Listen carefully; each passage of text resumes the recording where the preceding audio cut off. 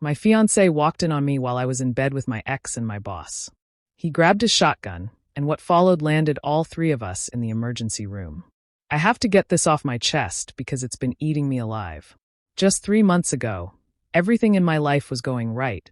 I had a great career, a man who truly loved me, a beautiful place to live, and a wedding set for next spring. Now, I'm crashing in my cousin's basement, working a dead-end job, and I still feel the pain from the scar on my face.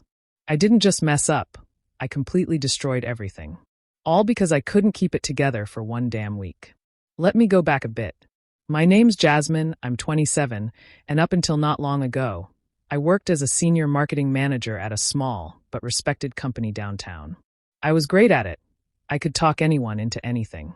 That boldness didn't stop at the office either. I liked being in control. Whether it was in relationships or the bedroom, I always took the lead. Damon, my fiancé, wasn't like the other men I used to go for. He's 30, works in construction, drives a big truck, and likes to hunt on the weekends. He's built strong, the kind of guy who works with his hands, but outside of physical stuff, he was calm and easygoing. He let me handle most things. I made the plans, called the shots. I'd joke that he was wrapped around my finger, and he'd just laugh and say, "Whatever makes you happy, babe." I thought I knew exactly who he was. I didn't. The thing about always being in control is that sometimes you crave something different. With our wedding approaching, I felt an itch to be wild one last time before settling down. Damon was visiting his family out of state for his mom's 60th birthday, a whole week of freedom. That's when William started giving me extra attention. William owned the firm where I worked, 42, a silver fox type, married with 2 kids in private school. He'd always been professional, but lately his compliments were becoming more personal. The way he'd touch my shoulder during meetings, how his eyes lingered. I wasn't naive. I knew what was happening, and instead of shutting it down, I leaned into it. Then Derek slid into my DMs. Derek was my ex from 3 years ago. We had that crazy, can't keep your hands off each other chemistry, but we were toxic together, both wanting to be the alpha. When he messaged to say he was in town for a conference and wanted to grab drinks for old time's sake, I should have blocked him. Instead, I planned a Friday night while Damon was away. I invited them both over, not together, that would have been too obvious. William first, around 8, under the pretense of a work emergency, and Derek at 9:30, just stopping by to return something he had forgotten. I wore a little black dress that Damon had bought for my birthday, no underwear. I was practically buzzing with anticipation. William arrived right on time, briefcase in hand, playing the part. But the second the door closed, the act dropped. His hands were on me before I could offer him a drink. All that pent-up tension from months of professional boundaries exploded. We were on the couch, his expensive suit jacket thrown aside, when Derek walked in. I had left the door unlocked for him. The look on his face was surprise, then arousal, then that competitive gleam I remembered so well. William started to pull away, mumbling some excuse, but I grabbed his tie and pulled him back down. "Stay," I commanded, and he did. What followed was exactly what I'd fantasized about. 2 men wanting me, both trying to outdo each other, while I was in complete control, orchestrating every movement, every position. We moved from the living room to the bedroom, the bed I shared with Damon. I should have felt guilty, but instead I felt powerful. William was between my legs, Derek behind me, when I heard the front door open. At first, I thought I imagined it, but then I heard heavy footsteps, those work boots on hardwood floors. Damon stood in the bedroom doorway, still in his travel clothes, holding his Remington 870, the shotgun he used for deer hunting. Nobody moved. Nobody breathed. His face was completely calm. That's what I remember most vividly. Not anger, not rage, just this eerie calm, like he was surveying a job site. "Damon," I started, but he shifted the shotgun, and I fell silent. He didn't say a word. He just walked into the room slowly and deliberately. William tried to scramble away, still naked, shrinking back like a salted slug. Damon reversed the shotgun and slammed the wooden stock into his ribs. The crack was audible. William dropped, clutching his side, gasping for air like a fish. Derek thought he was smarter. He rolled off the bed, trying to crawl toward his clothes. Damon brought the butt down on the back of his head. Not hard enough to kill, but Derek went limp, face hitting the floor. I screamed, jumped up, and tried to grab the gun. "Stop, Damon, please." He backhanded me. Not with his fist, just the back of his hand, but coming from a man who swings hammers all day, It was enough. My nose exploded, blood everywhere as I went down hard, naked and bleeding on our bedroom floor. Then Damon did something I'll never forget. He pulled out his phone, dialed 911, and in the calmest voice said, "I need police at 428 Riverside Drive, apartment 12B. I just came home and found 3 intruders in my apartment." I defended myself. "Yes, I'll stay on the line." After he hung up, he looked down at the 3 of us, me holding my broken nose, William groaning and cradling his ribs, Derek unconscious and bleeding. "You should have changed the sheets, Jas," he said quietly. "Those are the ones my mother gave us." The police arrived within minutes, with the EMTs right behind them. Damon set the shotgun on the dresser, hands visible, and calmly explained that he had come home early to surprise his fiancé and found us in his apartment. The door had been unlocked. 3 strangers in his bedroom. He defended himself and his home. The cops separated us for questioning. I tried to explain, but I was naked, bleeding, and hysterical.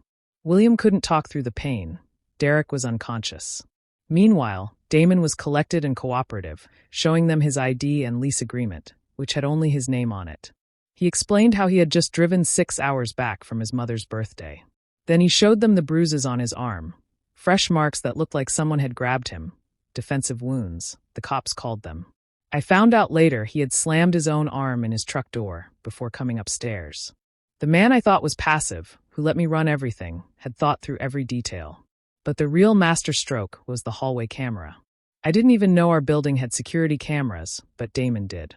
The footage showed William arriving with a briefcase, then Derek showing up later, both being led in by me in that tiny dress, me kissing Derek in the doorway. All of it supported Damon's story that these were people I'd invited in without his knowledge into his apartment. They took all 4 of us to the hospital. William had 2 cracked ribs. Derek had a severe concussion. I had a broken nose and needed 6 stitches above my eye. Damon? Not a scratch, except those self-inflicted bruises. The cops interviewed me again at the hospital. By then, I was coherent enough to tell the truth, that these were my guests, that Damon knew who they were. But the evidence was against me. The lease was in his name only. The men were found naked in his apartment. He had defensive wounds. He called 911 immediately, and his story never wavered. They released him that night. No charges were filed. Update 1. Post 3 days later. I'm staying at a hotel. The hospital discharged me yesterday, and I had nowhere else to go. Damon changed the locks on the apartment, his apartment, as he made very clear. I went by when I knew he'd be at work to get some clothes and found my stuff in boxes in the hallway. The wedding is off, obviously, but Damon didn't just cancel it.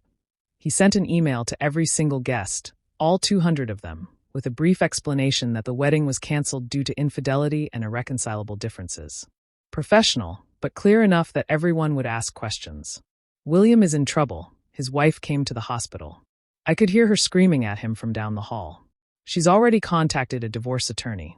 Better yet, she sits on the board of 3 major companies in the city, and William's firm does business with all of them. Derek's girlfriend found out when the hospital called her as his emergency contact.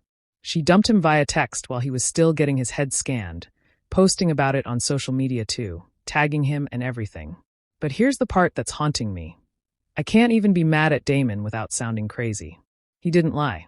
He came home to find 2 naked men in his bed with his fiancée. He defended his property, called the authorities immediately, and cooperated fully. Even his violence was restrained. He could have shot us, but used non-lethal force instead. My phone won't stop ringing. My parents, my sisters, my friends. All wanting to know if it's true. All wanting details. I can't face any of them. I'm supposed to go back to work tomorrow, and I dread it. Update. 2 posts 1 week later. I don't have a job anymore. I showed up Monday with my face still bruised, stitches visible, trying to act like everything was normal. The office was silent. Conversations stopped when I walked by. People who used to joke with me suddenly had urgent emails to send. William wasn't there, obviously. It turns out the board called an emergency meeting over the weekend. He's not the owner anymore. They bought him out for pennies on the dollar just to get him gone. Something about conduct detrimental to the company's reputation. Tuesday, HR called me in. They were very professional, very sympathetic. They'd prepared a generous severance package. 2 weeks' pay and continuation of health benefits through the end of the month. All I had to do was sign this little NDA and resign effective immediately. I laughed, actually laughed. You're firing me? I'm the victim here. The HR director's face didn't change. Jasmine, you engaged in an intimate relationship with the company owner in the apartment you shared with your partner while he was out of town. This has created an untenable situation for the firm. We're offering you a clean exit, and if I don't sign, you'll be terminated for cause. Violation of our fraternization policy. No severance, no benefits, and we'll contest any unemployment claims. I signed. Derek texted me from his new number. His ex blocked me on his old phone. He's flying back home to stay with his parents while he figures things out. His company put him on unpaid leave pending an investigation into conduct unbecoming. In tech, that's basically a death sentence. Nobody wants to hire the guy who became a viral sensation for getting his skull cracked while sleeping with his ex. But it gets worse. Thursday night, I was packing up my hotel room. Can't afford it without a job. When my dad called, not texted. Your grandmother saw the video, he said without preamble. My blood ran cold. What video? The security footage from your apartment building. Someone sent it to her, to all of us. The hallway camera, the one that showed me in that dress, kissing Derek, pulling him inside while William was already there. Time-stamped, crystal clear. Dad, I can explain. Don't, his voice was ice. Your mother is devastated. Your grandmother had to take her heart medication. Your sisters are being asked about it at work, at their kids' schools. Do you have any idea what you've done to this family? Dad, please, we need some time. He hung up. Damon sent that video. Not to be malicious, but to be thorough, to make sure everyone knew exactly why the wedding was off, to ensure there was no ambiguity about who was at fault. I'm moving in with my cousin Tanya tomorrow. She's the only family still talking to me, and only because she lives 3 hours away. In her words, always knew you were too wild for your own good. I keep thinking about that night, how powerful I felt, how in control. What a joke. Update, 3 weeks later, rock bottom has a basement. I've applied to 47 jobs in the past 3 weeks. Marketing positions, PR, communications, even executive assistant roles. Nothing. It's a small industry in this city, and word travels fast. I'm radioactive. One interviewer actually told me off the record that while my resume was impressive, they'd heard about the incident and didn't think I'd be a good cultural fit. Translation: we don't want the woman who left her boss and ex at the same time and got caught. William's divorce is ugly. His wife isn't just taking half. She wants it all. The house, the cars, full custody of the kids, alimony, the works. Someone, definitely not his wife, insists leaked the story to a gossip blog. Prominent business owner caught in a sordid affair. They didn't name names, but everyone knows his business is hemorrhaging clients. 3 major accounts pulled out in 1 week. His remaining partners are distancing themselves. Last I heard, he was trying to sell his share of the firm for anything he could get. 18 years building the company gone because he couldn't keep it in his pants because I invited him over. Derek is properly done for. His ex-girlfriend turned out to be vindictive. She posted the whole story on LinkedIn as a warning to other women about maintaining professional boundaries. She managed to make it sound professional while absolutely destroying him. It has 50,000 views and counting. He'll never work in tech again. His parents are ultra-religious. When they found out, they gave him an ultimatum. Enter a Christian counseling program for schmeck's addiction or find somewhere else to live. Last I heard, he was sleeping on a friend's couch and driving Uber to make ends meet. But me? I'm the cautionary tale everyone whispers about. My cousin Tanya is great, but living in her basement is humiliating. Her kids ask why Aunt Jazzy is staying with them. Her husband looks at me like I'm contagious. I can't blame him. Who wants their kids around the woman who destroyed 3 careers with 1 bad choice? I finally got a job at a department store, retail, minimum wage plus commission. My manager is 19 years old. She asked me yesterday why someone with a college degree was working there. I made up something about wanting a life change. The worst part is seeing Damon thrive. Yeah, I stalked his social media. He's doing great, got promoted to foreman, bought a new truck, goes out with his friends every weekend. Last week, he posted a picture with her, Simone, my former best friend, the one who helped me plan the wedding, the one I told everything to. They looked so happy, her hand on his chest showing off a modest diamond ring. The caption: sometimes the best things come from the worst situations. The comments were brutal. Mutual friends congratulating them, saying they're perfect together, that she'll treat him right, that he deserves someone loyal. Every word is a knife between my ribs. I want to be angry. I want to rage and scream that he set me up, that he planned this, that he's not the victim here. But he didn't make me cheat. He didn't force me to invite two men into our bed. He didn't tell me to risk everything for one night of feeling powerful. I did that all on my own. Final update. 2 months later, this will be my last update. I need to stop picking at this wound and try to move forward, whatever that looks like now. Damon and Simone are getting married in June, in the same venue we booked, with the same flowers I picked out. She's wearing a different dress, though, more conservative, more wife material. The engagement photos are all over social media. He looks at her the way he used to look at me before I ruined everything. My family is slowly starting to talk to me again. My mom calls once a week, but it's strained. She can't look me in the eye when we video chat. My dad texts occasionally, usually about practical things. My sisters keep their distance. They have reputations to protect, kids in school who might hear things. My grandmother hasn't spoken to me since the video, probably never will. I found out through the grapevine that William declared bankruptcy. His wife got the house in primary custody. He's living in a one-bedroom apartment, working as a consultant, making a fraction of what he used to. His oldest kid won't speak to him. All for what? A few months of flirting, and one night he didn't even get to finish. Derek left the state entirely, starting over somewhere nobody knows his name. He deleted all his social media, complete digital ghost. His ex still has that LinkedIn post up, though. It follows him everywhere, even in absence. And me? I'm surviving barely. I work retail during the day and bartend 3 nights a week, making ends meet, paying Tanya rent, trying to save enough to get my own place. My marketing degree gathers dust. My professional wardrobe hangs in storage. That woman who commanded boardrooms and closed 6-figure deals is gone. I see myself differently now. All that confidence, that need for control, that dominance, it was arrogance. I thought I was smarter than everyone, thought I could manage it all, have my cake and eat it too. I thought Damon's quietness was weakness, his accommodation was submission. I was wrong, so very wrong. He was never weak, he was patient. He didn't need to dominate every conversation or control every decision because he was secure in himself. And when I betrayed him in the most humiliating way possible, he didn't lose control. He didn't scream or beg or fall apart. He simply removed me from his life with surgical precision. Every move calculated, every consequence considered.